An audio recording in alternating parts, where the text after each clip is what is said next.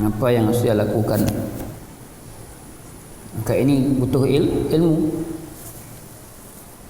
Kalau tidak, ya banyak yang akan tinggal seperti orang yang akan mati, dia disunnahkan berwasiat,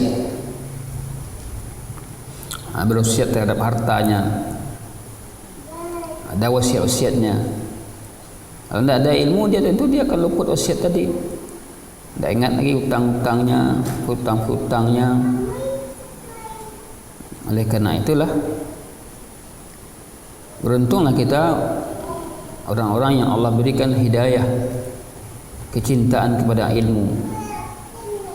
Karena dengan mencintai ilmu, insyaallah taala hati kita akan terang, hati kita akan bercahaya dengan ilmu. Para ummahat yang dirahmati dan dimuliakan Allah Subhanahu wa taala, pada kesempatan ini insyaallah taala tema yang kita angkat ada 10 wasiat untuk memulai keluarga yang bahagia. 10 wasiat untuk menggapai keluarga yang bahagia. Ketahuilah bahwasanya dasar pondasi yang paling utama, pondasi pendidikan yang paling utama itu adalah pendidikan di dalam keluarga, di mana seorang anak akan menimba kepribadian, akan menimba akhlak dari keluarganya, dari ayahnya, dari ibunya. Oleh karena itu,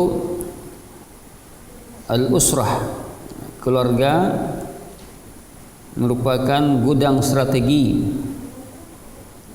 untuk menguatkan umat ini. Akan kuatlah masyarakat ketika di rumahnya itu mereka mendasari keluarganya dengan akidah yang benar, ibadah yang kuat. Keluarga yang baik, ya, dengan baiknya keluarga, maka masyarakat akan baik. Kalau masing-masing keluarga tidak baik, maka masyarakat juga tidak baik. Untuk baiknya masyarakat maka dimulai dari dalam masing-masing rumah tangga. Rumah tangga ini baik, ya. Oleh karena itu banyak terjadi, kita lihat tingginya tingkat perceraian sekarang ini, ya. Bila kita data tingkat perceraian di pengadilan agama itu banyak sekali, tinggi sekali tingkat perceraian.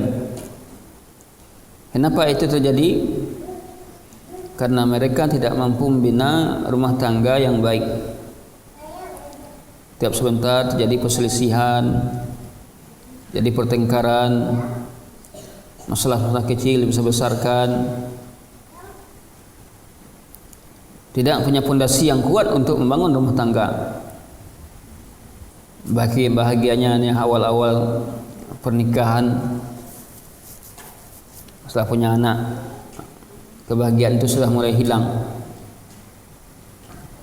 Oleh karena itu, mari kita perhatikan bagaimana agama kita, ya, mengatur hal tersebut.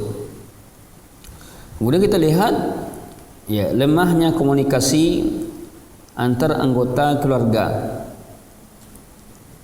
Ini merupakan kenyataan yang terjadi di dalam rumah tangga, lemahnya komunikasi antar anggota keluarga. Sibuknya salah satu orang tua atau kedua orang tua sibuk ya, sibuk cari rezeki, dari pagi pulang sore, sore nanti anaknya tidak ditemukan di rumah, dia nak ngomong di rumah, ketika anaknya punya satu masalah kesalahan langsung dimarahi. Lemah komunikasi suami istri, tidak ada komunikasi yang baik suami istri, karena sama-sama sibuk cari nafkah, sama-sama sibuk cari rezeki, sehingga sebagian besar waktu itu diberikan di luar rumah. Di rumah tidak ada waktu untuk anak, ya. Kurang waktu untuk anak, untuk membimbingnya, mendidiknya, ya. Sehingga anak-anak mereka sibuk di luar, bergaul dengan teman-temannya yang tidak baik, yang jelek akhlaknya, yang akhirnya menyebabkan generasi ini rusak. Anak-anak kita diracuni dengan racun pergaulan yang tidak baik, karena kita orang tua sibuk dengan urusan kita masing-masing. Ini yang terjadi di masyarakat kita. Nah, oleh karena itulah kemudian dilihat lagi kegoncangan persoalan keimanan, ya, iman yang lemah, pemahaman agama yang lemah,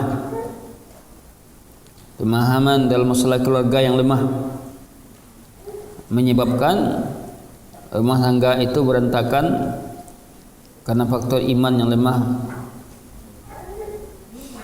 Oleh karena itulah sebagaimana surat Ar-Rum ayat 21, Allah berfirman, wa min ayatihi an khalaqa lakum min anfusikum azwajan litaskunu ilaiha wa ja'ala bainakum mawaddatan wa rahmah inna fi dzalika laayatil liqaumi yatafakkarun. Ini ayat ini sering dibacakan orang ketika mereka bicara tentang masalah pernikahan. Wa min ayatihi, di antara tanda-tanda kebesaran Allah Subhanahu wa taala, an khalaqa lakum, Allah ciptakan untuk kalian, min anfusikum, dari diri kalian yaitu manusia, azwajan, pasangan. Adanya pasangan. Apa gunanya pasangan tadi? Litaskunu ilaiha, supaya kalian tentram kepadanya. Wa ja'ala bainakum mawaddatan wa rahmah, Allah jadikan sama kalian dengan pasangan tadi mawaddah wa rahmah, cinta dan kasih sayang. Inna fi dzalika laayatin liqaumi yatafakkarun, sesungguhnya pada yang demikian itu menjadi tanda-tanda bagi kaum yang yatafakkarun, kaum yang berfikir. Ayat ini menjelaskan kepada kita bahwa tujuan dari hidup rumah tangga itu adalah mawaddah wa rahmah, rasa cinta dan kasih sayang. Cinta dan kasih sayang ini tidak akan bisa terwujud ya melainkan setelah berumah tangga. Karena mustahil cinta dan kasih sayang antara suami istri diraih dengan sebelum berumah tangga. Tapi setelah menjalankan rumah tangga akan muncul kasih sayang. Iman bertambah dan iman pula juga berkurang. Iman bisa bertambah, bisa berkurang. Iman bertambah dengan ketaatan, ya, dengan berpegang kepada manhaj Allah, dan iman itu akan berkurang dengan maksiat dan jauhnya kita dari aturan Allah atau aturan Islam. Maka bertambahnya iman akan membawa kita kepada kebahagiaan, kepada keselamatan. Berkurangnya iman akan membawa kita kepada kesengsaraan, kebatilan. Nah, oleh karena itulah perlunya kita dalam rangka untuk menciptakan keluarga yang bahagia, rumah tangga yang bahagia. Perlunya kita wasiat-wasiat untuk memberikan semangat kepada kita dalam keluarga kita. Bagi yang belum berkeluarga, maka ini ilmu baginya. Dia juga bisa ikut serta untuk mendapatkan ilmu ini. Maka ada 10 wasiat untuk memulai kehidupan bahagia dalam rumah tangga. Yang pertama adalah membuat majlis untuk mentadaburkan Al-Quran sekali dalam seminggu. Jadi dalam keluarga tadi ada istri, ada ibu, ada ayah, ada anak. Kumpulkan anak-anak itu, kemudian dengan cara berkumpul keluarga itu dalam satu tempat, hadir semuanya anak-anak kita, keluarga kita, kemudian masing-masing bawa Quran, kemudian baca Quran tadi ganti-gantian, kemudian tadaburkan maknanya, mungkin tentukan suratnya, bacakan artinya yang mudah-mudah. Maka dengan demikian, dengan berkumpulnya kita, anggota keluarga kita,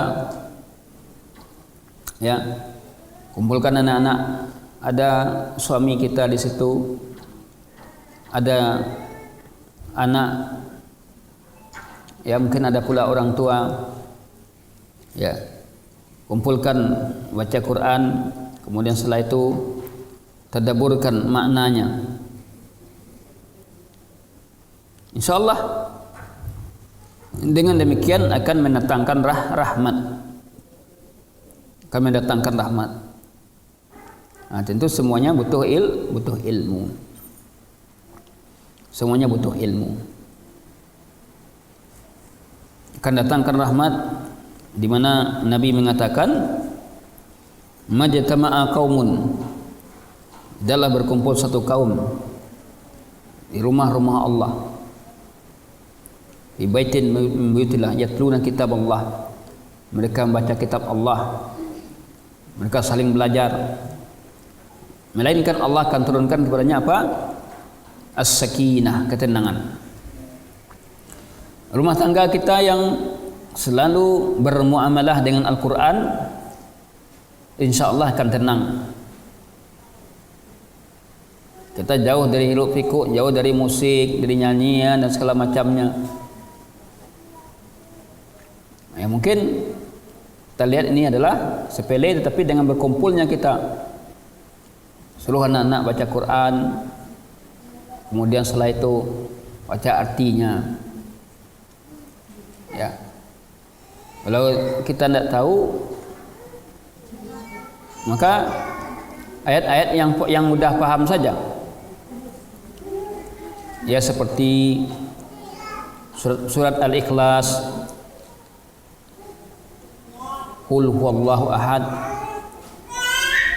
katakanlah Allah itu satu, Esa, Allahus samad, Allah tempat kita bergantung, kita mengadukan urusan kita kepada Allah. Lam yalid wa lam yulad, tidak beranak dan tidak diperanakkan. Jadi Allah itu nak beranak dan diperanakkan. Kalau satu yang beranak itu dia adalah aib, lemah, cela. Allah tidak beranak dan tidak diperanakkan. Maka majlis-majlis seperti ini coba kita adakan di rumah ya, sekali seminggu untuk membimbing dalam rangka membimbing anak-anak kita. Kalau sekiranya sulit ya boleh mungkin kita datangkan ustadz yang paham, lalu ustadz itu berkumpul ya, artinya kita berkumpul di situ. Ya karena selama ini kita kan nyuruh anak-anak aja belajar, minta kita tidak belajar kan. Maka ketika semuanya ikut belajar, suami istri, ayah ibu, kemudian anak, maka akan terjalin kebahagiaan. Ya, majlis itu akan mendatangkan kebaikan. Kemudian ya mungkin di situ akan ada dialog, ya, ada murajaah. Nah, coba kita lakukan itu setiap minggu dulu. Ya, rutin kita agak setengah jam, 1 jam. Akan lain suasana nanti ketika kita sering berkumpul dengan anak-anak dengan bersama Al-Quran tadi. Yang kedua, masyru'u hifzil Quran Al-Karim. Nah, disyariatkan untuk menghafal Quran. Bahwa anggota keluarga itu sama-sama menyepakati untuk membaca Al-Quran, 1 ayat itu menghafal Quran, atau mungkin menghafal Quran ya 1 ayat setiap hari. Tugaskan kalian, kamu hafal 1 ayat ya, 1 ayat, Abi 1 ayat hula, Umi 1 ayat hula. Ya, nanti setelah itu dengarkan hafalan tadi. Ini memang berat. Kalau kita komitmen setiap hari kepada anak kita, kamu hafal 1 ayat, besok 1 ayat, 1 ayat, 1 ayat. Kalau dia kuat lebih dari itu ya tidak apa-apa. Umi juga akan hafal 1 ayat. Jadi artinya adalah dalam keluarga itu selalu bermuamalah dengan Al-Quran. Coba perhatikan kalau sekiranya 1 ayat saja 1 hari, berapa dalam setahun? Bayangkan. Dalam sebulan berapa? Dalam sebulan bisa 30 ayat. Kalau ayatnya pendek-pendek mungkin bisa lebih. Jadi dimulai dengan menghafal Quran. Nah, tentu kalau sekiranya kita bacaan kita belum bagus ya, berarti kita perbaiki bacaan dulu dengan tahsin Quran. Tahsin dulu baru menghafal. Jadi bukan menghafal dulu, tahsin dulu, perbaiki bacaan kita baru bisa kita menghafal. Kalau menghafal dulu kita sementara bacaan kita belum bagus ya, bisa salah hafalan kita.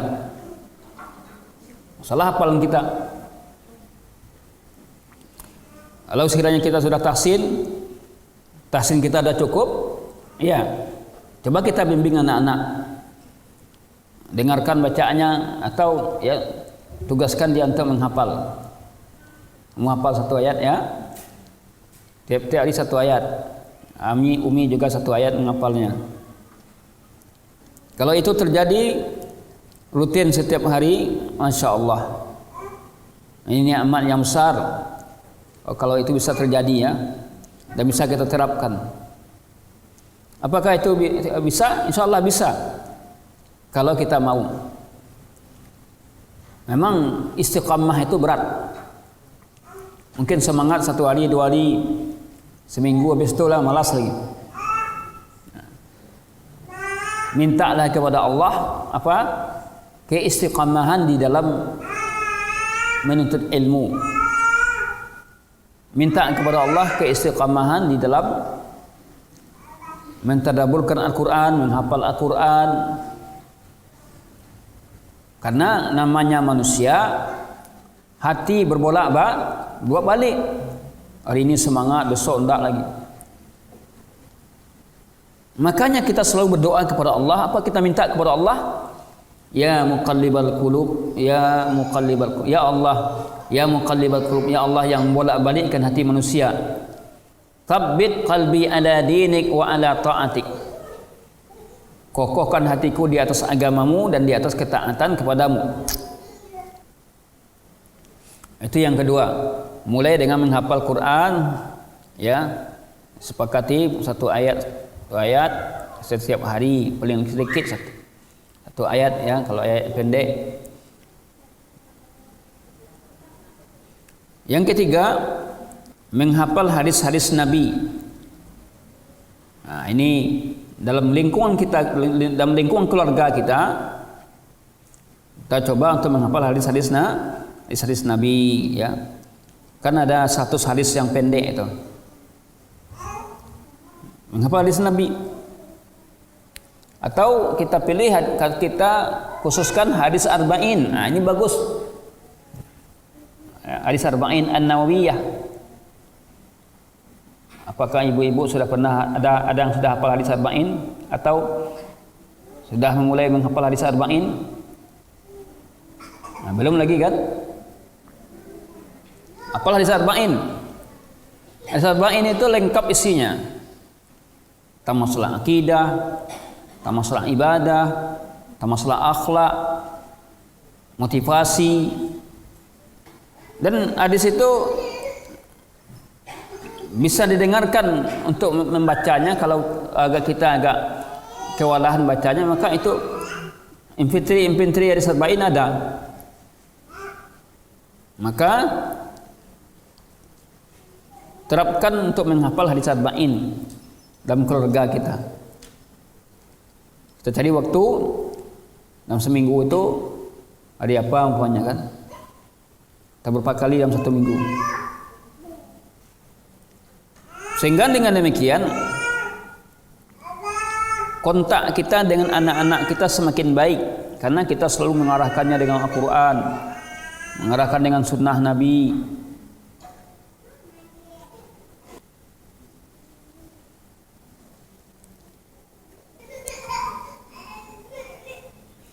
Bisa juga dengan, ya, itu ibu menulis hadis di papan tulis, ya, dihafalkan kepada anak-anak kita.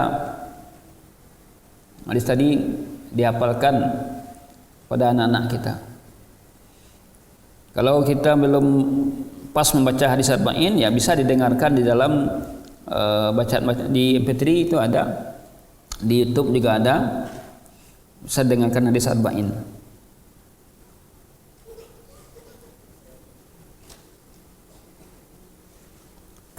Tidak beranjak kepada hadis yang lain kecuali sudah hafal hadis tersebut.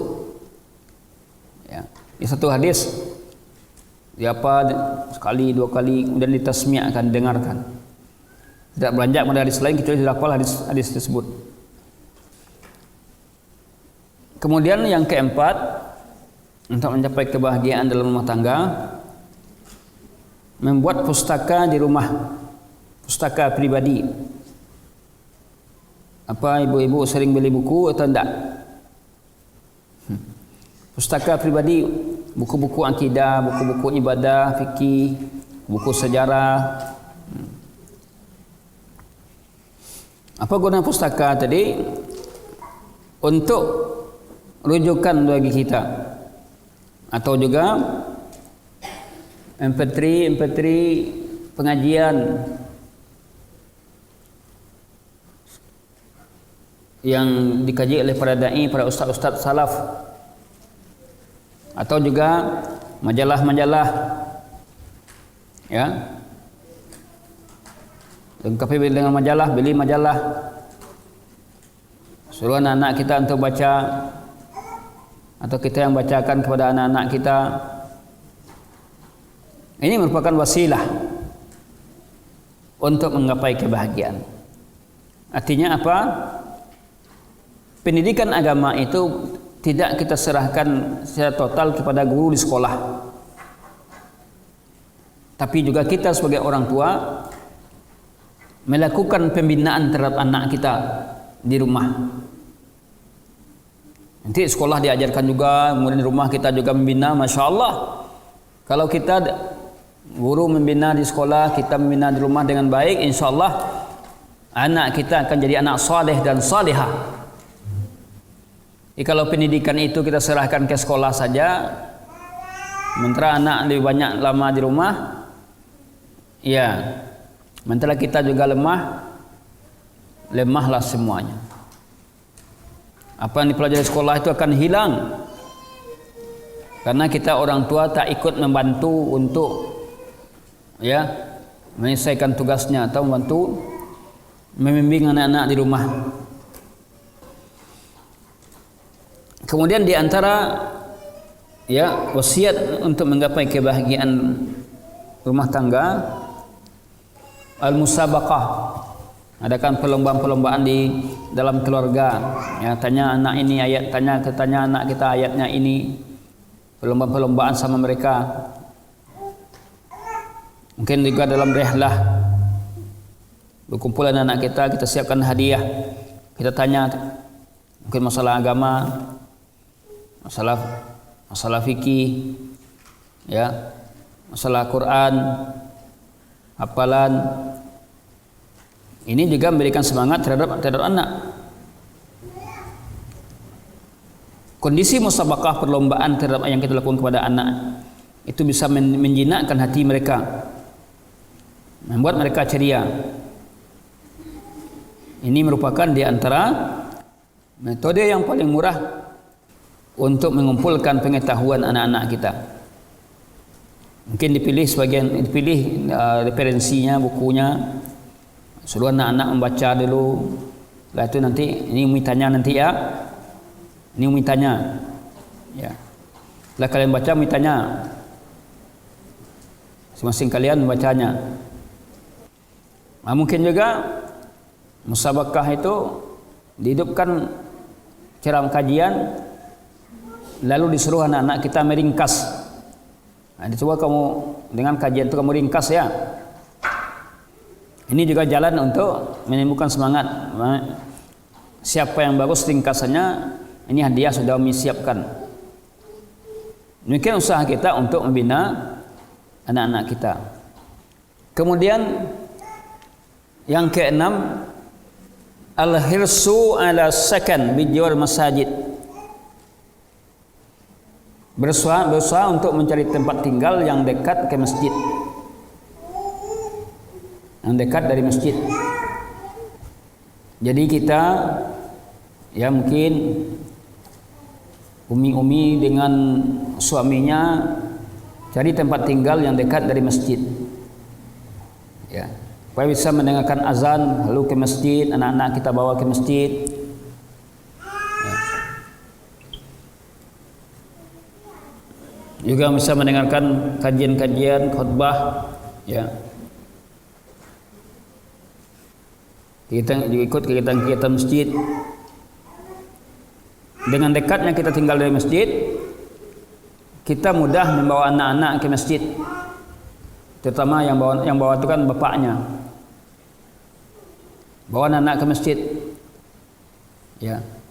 Untuk salat berjamaah, untuk belajar salat. Mengenai salat untuk anak-anak kita, umur berapa anak-anak kita boleh untuk kita bawa salat? Artinya umur berapa anak-anak kita boleh bawa salat ke masjid? Bila kita lihat perintah untuk mengerjakan salat sudah diperintahkan oleh Nabi kita umur 7 tahun. Berarti umur 7 tahun atau sebelum itu mungkin umur 6 tahun sudah boleh anak kita bawa ke masjid untuk salat. Bawa oleh abinya. Tapi jangan membawa anak salat, anak yang terlalu kecil ke masjid untuk salat, dikhawatirkan nanti mengganggu. Jadi kecuali kalau sekiranya di rumah tidak ada yang akan menjaganya, dibawa oleh abinya kan.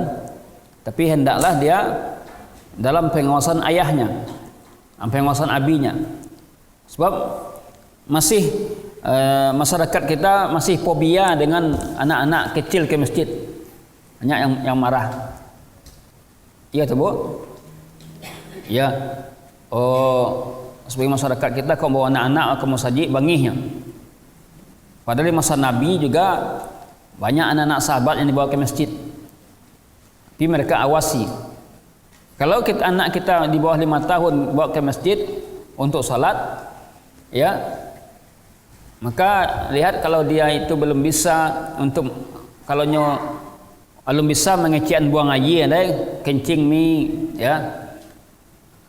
Kalau buang air itu tersesat keluar saja, sebaiknya anak seperti ini tidak usah kita bawa ke masjid, atau bawa ke masjid dengan pakai pempes, ya.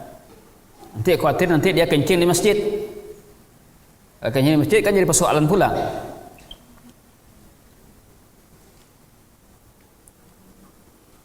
Kalau anak kita ketika terasa kencing, dia sudah bisa bilang kencing, diantarkan oleh uminya. Atau kalau dia terasa kencing langsung dia pergi ke WC. Bagus, seperti ini bagus nak. Kalau dia belum bisa kencing sendiri, ya, mandiri, maka sebaiknya tidak kita bawa ke masjid. Khawatir nanti dia kencing di masjid. Nah, ini perlu sekali kita perhatikan. Di antara keuntungan kita ini tinggal dekat masjid, ya, kita bisa bawa anak-anak ke masjid atau abinya bawa anak-anak ke masjid setiap hari dan bisa selalu berada di saf pertama, bisa mengejar saf pertama. Demikian juga ketika kita tinggal dekat masjid, terdengar azan, langsung ingatkan anak kita, azan nak, ya salat. Kalau anak perempuan ya suruh dia berwudu, ya. Biasakan ibu-ibu, para ummahat, ketika kita mendengar azan, segala kesibukan kita yang lain ditinggalkan. Datang azan, anak-anak kita mungkin sedang belajar, wudu lagi nak ya, salat kita lagi, sudah azan. Biasakan kita menghentikan aktivitas yang tidak berhubung dengan salat ketika azan dikumandangkan, dan suruh anak kita berwudu. Bayangkan kalau hal seperti itu rutin kita laksanakan, insya Allah anak kita akan terbiasa untuk menegakkan salat. Tengah orang azan langsung salat, tengah orang azan langsung diberwudu. Kalau setiap hari seperti itu, masya Allah akan terbiasalah anak kita untuk menegakkan salat. Yang ketujuh, siyamun nawafil, puasa sunnah.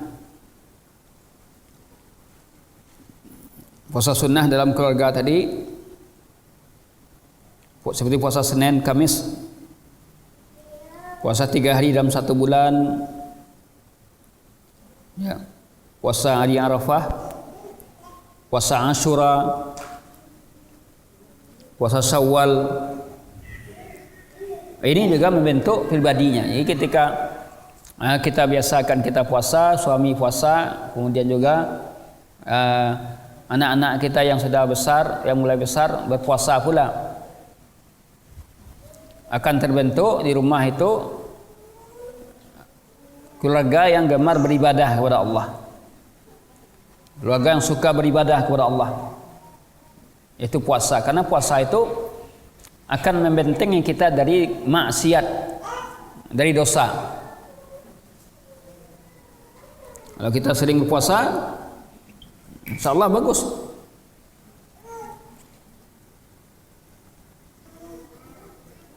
Kemudian yang ke-8, mengadakan perjalanan ibadah. Jalan ibadah, ya, seperti umrah ke Masjidil Haram, umrah, ya, ini tentu bagi orang-orang yang dekat tinggal atau bagi orang-orang yang diberikan kelapangan rezeki untuk pergi umrah, ya, karena jauh, tentu umrah ini butuh biaya besar,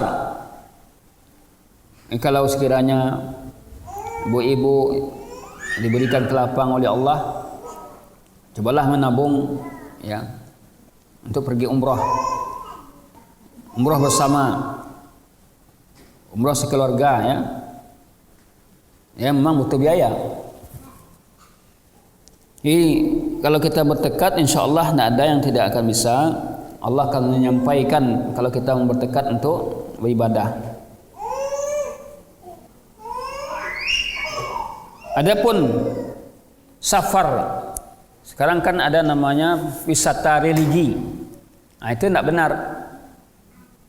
Wisata religi, pergi ke makamnya Syekh Fulan, makamnya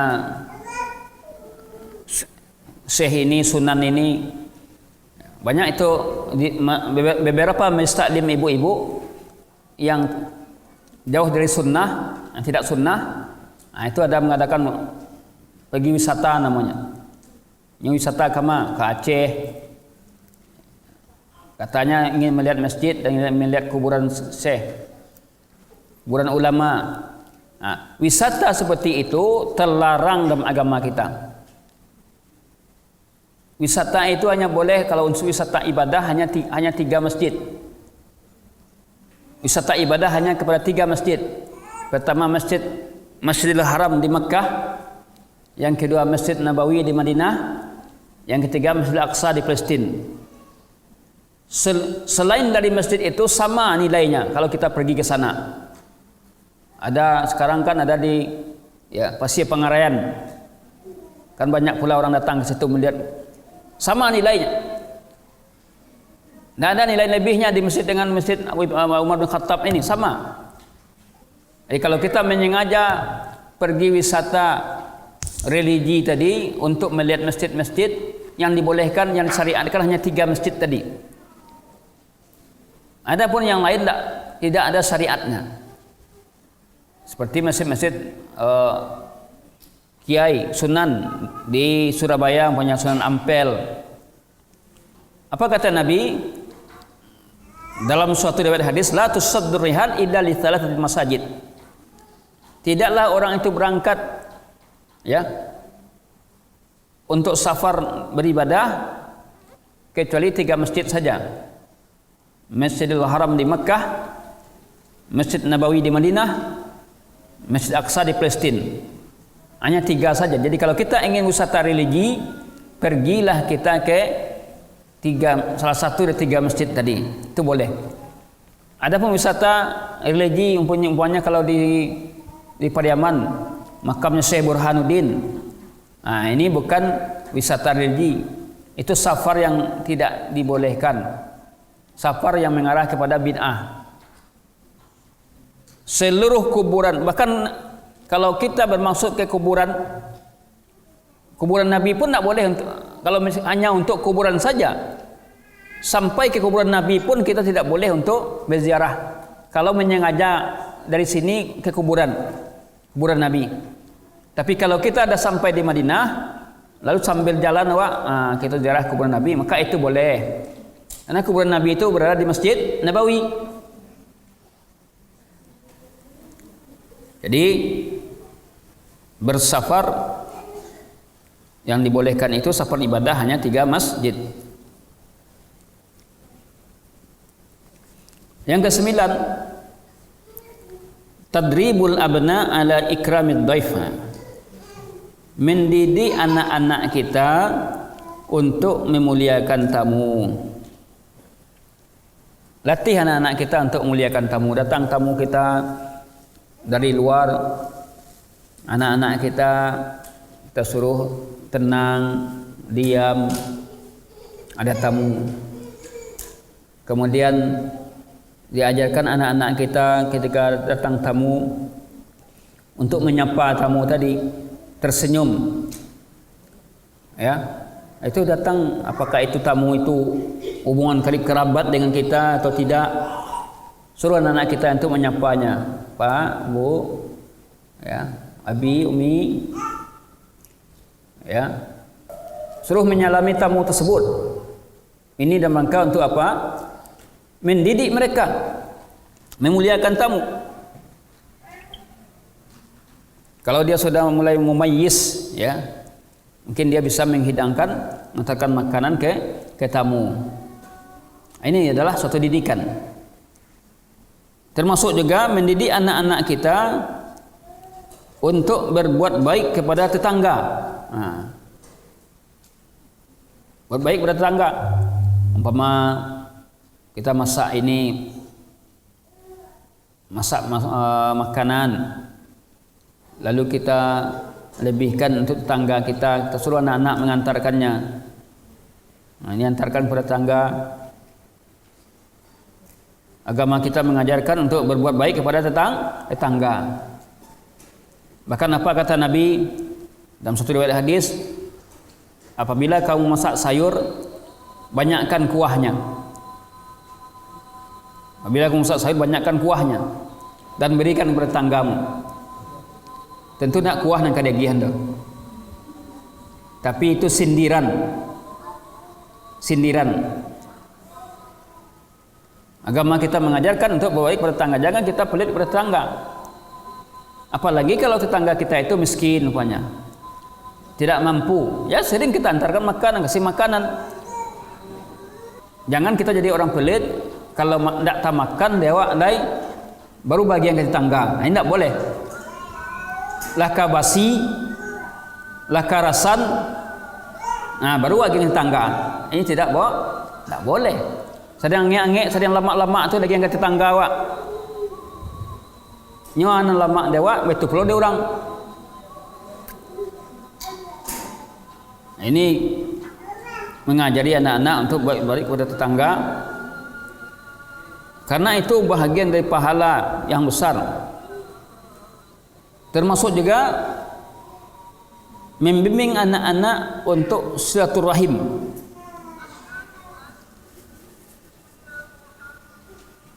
Silaturahim dengan keluarga. Ajak anak-anak kita ke rumah neneknya atau ke rumah pamannya, ke rumah eteknya, mandinya.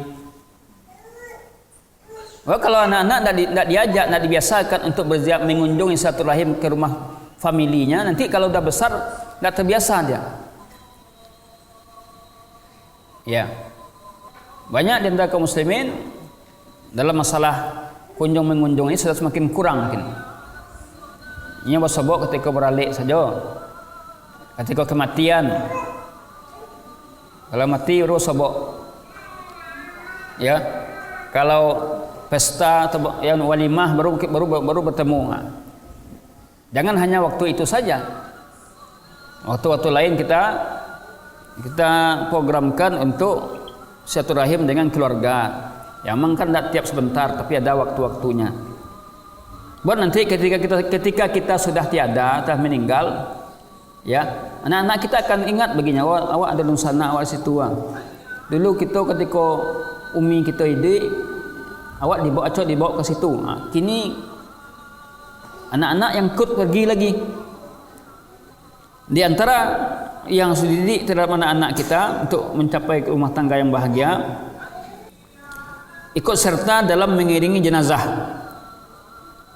Kalau anak-anak kita sudah memayyiz, ya, 7 tahun ke atas, boleh dia ikut serta dalam mengiringi jenazah kalau tempatnya dekat. Mengiringi jenazah ini adalah merupakan sunnah. Namun bagi wanita tidak disyariatkan, tidak ada kewajiban. Bagi laki-laki ya. Kemudian mendidik anak kita iyadatul marid, menjenguk orang sakit. Ya, apakah itu temannya sakit, familinya sakit, ajak dia. Karena ini adalah pendidikan. Akan terbentuk karakternya nanti ketika terbiasa kita bawa menjenguk orang sakit. Terbiasanya. Artinya jangan kita aja yang bawa, jangan ajak kita aja yang pergi melihat orang sakit, anak kita libatkan. Kalau anak banyak itu dibawa cek-cek ganti-gantian dulu. Kalau ada orang sakit besok lain dibawa lagi. Ini semuanya apa? Tarbiyah, pendidikan. Pendidikan itu bukan hanya belajar langsung di sekolah, tapi praktek ilmu itulah yang akan terasa bagi anak-anak kita. Termasuk juga kita didik dia untuk bersedekah. Kalau dia ke masjid, ni sedekahkan dia 1.000, 2.000. Untuk apa guna kita didik dia bersedekah? Untuk menghilangkan sifat bakhil, sifat pelit. Ya. Mungkin kalau ada orang mengumpulkan infak, anak kita beri juga, nanti masukkan ke kotak infak nanti ya. Dia juga senang dengan demikian, dia juga senang.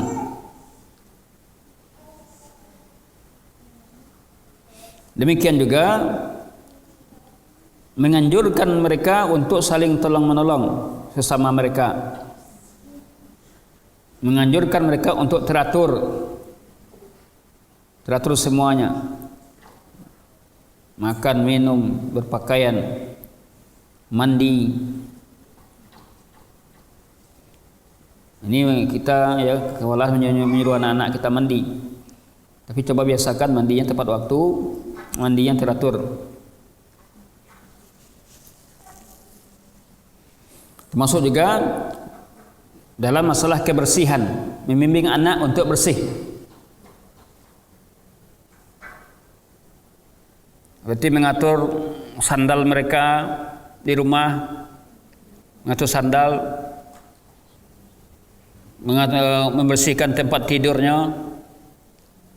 Itu ini adalah pendidikan. Kadang anak-anak kini sudah balik dari dewasa, tempat tidur juga tidak bersih, nak mau dibersihkannya. Harus diatur, ya. Bangun tidur, dirapikan tempat tidur sekali. Ya, memang harus seperti itu kita. Mau tidur harus rapi. Sebab itu adalah merupakan perintah agama. Agama merintahkan keindahan. Innallaha jamilun yuhibbul jamal. Allah itu maha indah, Allah suka kepada keindahan. Masuk juga kebersihan-kebersihan yang lain seperti ya, gosok gigi. Persoalan sekarang ini banyak gigi anak kita yang habis, ibu-ibu. Gigi anak-anak kita banyak yang ompong. Karena makanannya yang tidak teratur. Ya. Maka kita perhatikan gigi-gigi itu adalah keindahan. Awak sendiri kalau gigi lah habis, itulah kalau lah ompong bantu awaknya. Cantik mana awak, gigi lah ompong kan jelek. Maka perhatikan itu masalah gigi. Kelihatannya sepele, rupanya memang besar manfaatnya.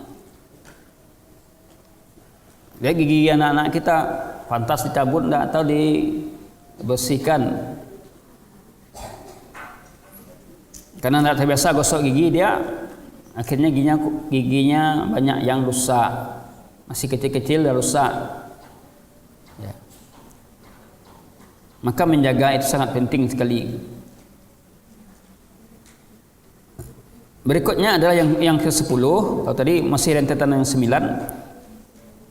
Mutaba'atul abna fi iltizamihim, mengikuti anak-anak di dalam keistiqamahannya dalam berzikir. Zikir sehari-hari ini kita biasakan anak-anak kita zikir pagi, zikir petang. Kan sudah ada buku zikir pagi, zikir petang. Masuk pagi suruh anak berzikir. Masuk sore suruh anak berzikir. Kita sekalian dengan anak berzikir. Wa askarul ahwal, demikian juga zikir dalam satu kondisi. Contohnya ketika hari hujan, apa yang kita baca? Allahumma sayyiban nafi'an. Pas itu langsung ingatkan, baca ya, kita baca sama. Allahumma sayyiban nafi'an. Tak hore tu. Yang itu kan hore hari hujan. Kita arahkan anak kita kepada sunnah. Allahumma sayyiban nafi'an. Ya Allah, timpakanlah, turunkanlah hujan yang memberikan manfaat. Ini sering terlupa ibu-ibu. Persoalan sering terlupa karena memang tidak terbiasa. Oleh karena itu, ya, seringlah kita mengingat hal demikian. Demikian juga doa makan, doa minum, doa tidur. Ingatkan dia. Ikuti, dia baca doa tadi kalau bangun tidur dia baca doa. Begitu kita rutin terus mengingatkan anak, Masya Allah nanti anak kita akan jadi anak yang selalu berzikir kepada Allah. Kadang awak pun lupa kan. Awak nyuruh anak, awak lupa lah. Ya tidak, ya yang jelas adalah ya coba kita perbaiki hal yang seperti itu ibu-ibu, ya, sehingga kita bisa mengamalkan. Kita coba dari diri kita dulu, kemudian kita biasakan pada anak-anak kita. Begitu juga doa masuk rumah, keluar rumah dia langsung tuntun bismillahi tawakkaltu 'alallahi la haula wala quwata illa billah. Masuk rumah juga ada doanya. Masuk WC. Nah, kamu tadi masuk WC ada baca doa enggak? Apa doa masuk WC? Bismillah. Doa masuk WC, Allahumma inni a'udzubika minal khubsi wal khaba'is. Jadi artinya adalah kita sebagai orang tua selalu mengingatkan, menuntun, membimbing diri kita dan anak-anak kita agar mereka bisa untuk melakukan kebaikan. Itu tidak lain adalah bimbingan orang tua, terutama ibu yang selalu bersama anak-anak. Di antara keberhasilan anak kita, sebagian besar keberhasilan anak itu ditentukan oleh ibu. Lihat para ulama-ulama dahulu, kenapa mereka jadi ulama? Karena ibunya yang salehah, ibunya yang bagus. Oleh karena itu perbaiki diri kita terus sehingga bisa menjadi membentuk anak-anak yang saleh dan salehah. Silakan azan dulu, siapa yang azan? Ya. Habis azan kita tanya jawab. Baik, kita lanjutkan. Jadi kita sudah menjelaskan 10 hal wasiat yang bisa kita lakukan, ya, atau mungkin kita berusaha untuk melakukan dalam rangka untuk membentuk keluarga yang bahagia. Bila kita lihat itu semua arahnya adalah arahan yang ya, pendekatannya kepada din, agama semuanya, yaitu Al-Quran, Sunnah, ya, kemudian zikir-zikir, doa-doa dalam kesehariannya, kemudian akhlak, adab. Nah, ini semua ini tidak akan bisa terwujud melainkan dengan kesungguhan kita sebagai orang tua dalam mendidik anak-anak kita. Silakan kalau ada yang bertanya, kita buka soal jawab. Ada yang bertanya? Ya, silakan. Ya, silakan.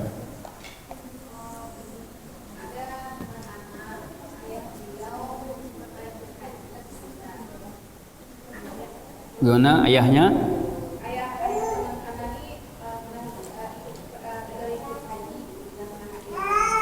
Mendaftar haji. Sudah selesai.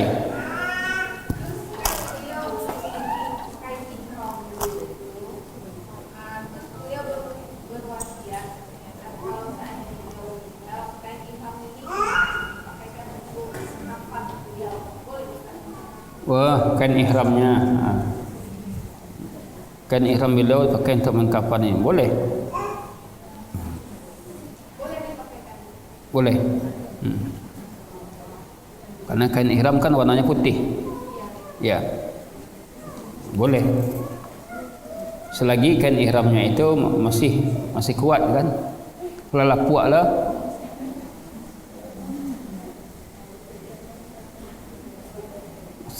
Selagi masih kuat.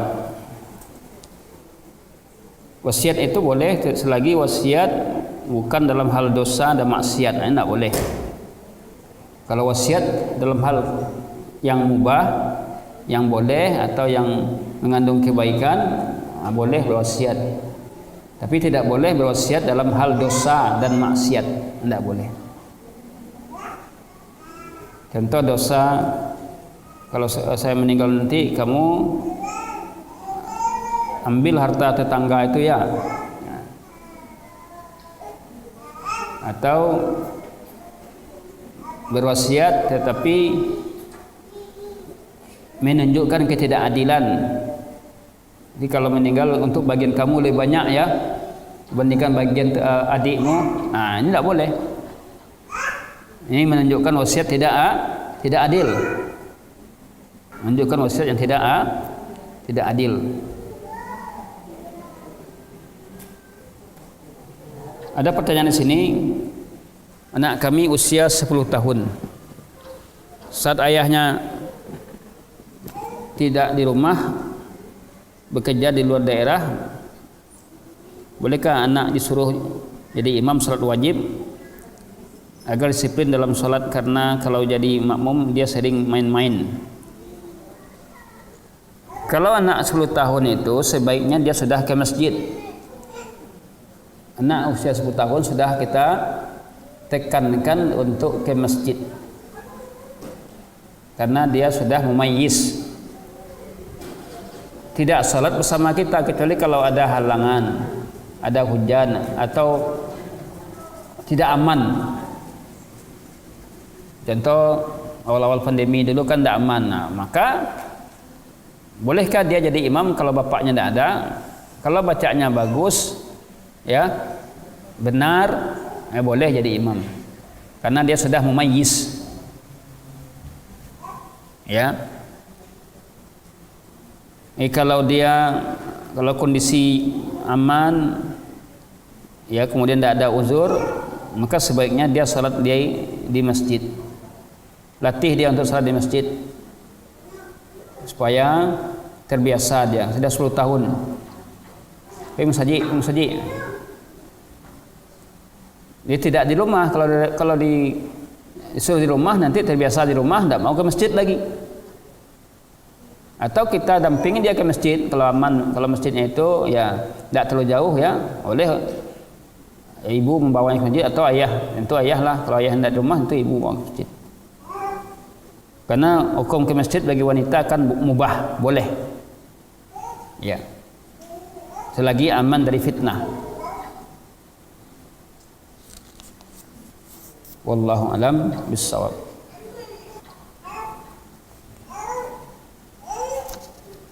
Baik, jika tidak ada yang bertanya, kita cukupkan sampai di sini pembahasan kita. Mudah-mudahan bermanfaat, menambah ilmu kita semua, khususnya persoalan wasilah yang kita lakukan untuk mencapai rumah tangga yang bahagia. Mungkin saja, tidak ada pertanyaan. Sallallahu ala nabiyyina Muhammadin wa ala alihi wa sahbihi wa akhiru da'wana anil hamdulillahi rabbil alamin. Assalamualaikum warahmatullahi wabarakatuh.